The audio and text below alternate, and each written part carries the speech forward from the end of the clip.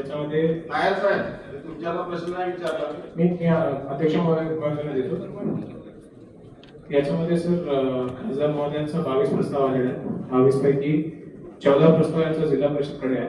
30, 54, 50, 54 केटीव आहे. त्याच्यामध्ये ज्यांचं जिल्हा परिषदने त्यांना का नाही दिलेलं हे तुम्ही जिल्हा परिषद अध्यक्ष महोदय तुमच्या बाजूला बसलेलं तुम्ही त्यांना नंतर विचारू शकता. सभागृहाचा विषय नाही. 4 याच्यामध्ये नगर परिषदकडे दिलेले आहेत. तुमच्या कार्यक्षेत्रामध्ये 7 तालुका आहेत. 7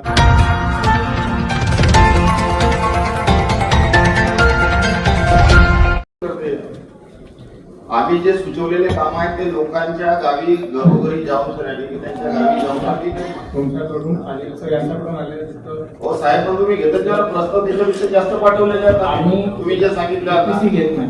डीपीसी घेत नाही. तुम्ही जे प्रस्ताव पाठवलेला आहे ते यंत्रणाकडे आम्ही पाठवलेला आहे. साहेब यंत्रणाच्या मार्फतूनच आले, जिल्हा परिषद आणि त्याच्या मार्फतूनच आले, मार्फत आले.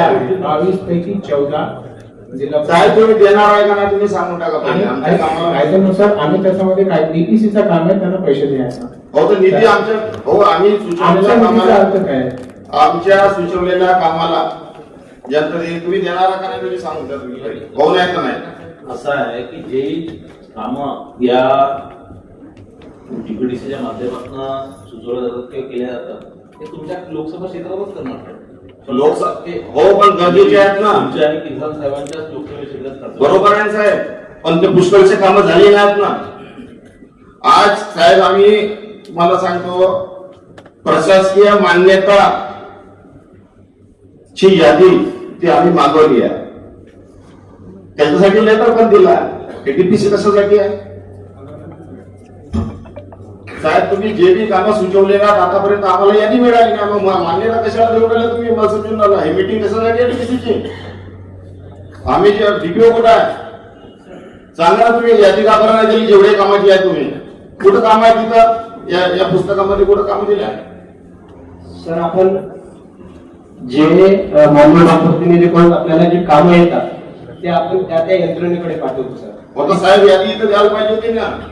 आज मंजुरीसाठीच आहे ना निधी सर. डीपीसीचा काम कोणता निधी देण्याचा? साहेब तुम्ही याच्यामध्ये अजेंडा वाचलेला नाहीये. 6 याच्यामध्ये पैसे दिले याच्यामध्ये कामाला मान्यता वगैरे काय आम्ही देत नाही साहेब. कामाला निधी वाटप डीपीसी निधी वाटपासाठी 3 दिवस पूर्वी पत्र दिलेलं त्याचा यादी तुम्हाला देण्यात आली.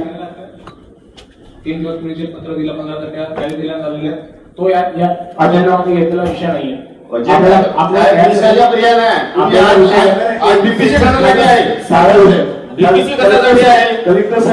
कलेक्टर साहेब आपण समजून घ्या. मंजुरीसाठी आहे डीपीसी कशासाठी आहे? निधी वाटपासाठी आहे ना. आपल्या विषय 6व्या विषय आता कामाचं आम्हाला माहित नाही बरोबर झाली का नाही झाली, कागदोपत्री झाली, तुम्ही यादी पण नाही देऊन आले. तुम्हाला मला एक स्पष्ट प्रश्न विचारायचा आहे साहेब अध्यक्ष महोदय तुमच्याशी, की आम्हाला निधी मिळणार की नाही मिळणार? साहेब असा निधी कोणाला वितरित केलेला नाही. साहेब मिळणार का नाही मला एकच प्रश्न आहे. सर्वांचा विचार करतोय, सर्व आमदार खासदारांचा विचार करतात. साहेब नसल मिळणार तर आमचं इथं काही कामच नाही.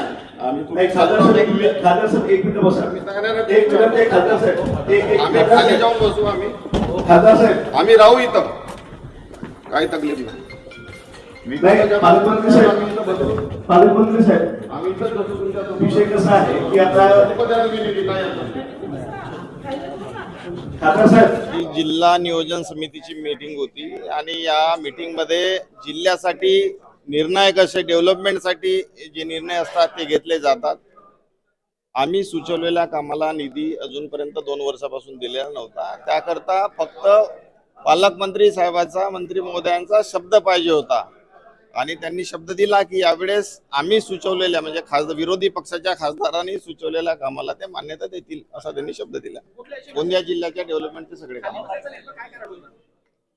त्यांच्याकडून शब्द घ्यायचा होता.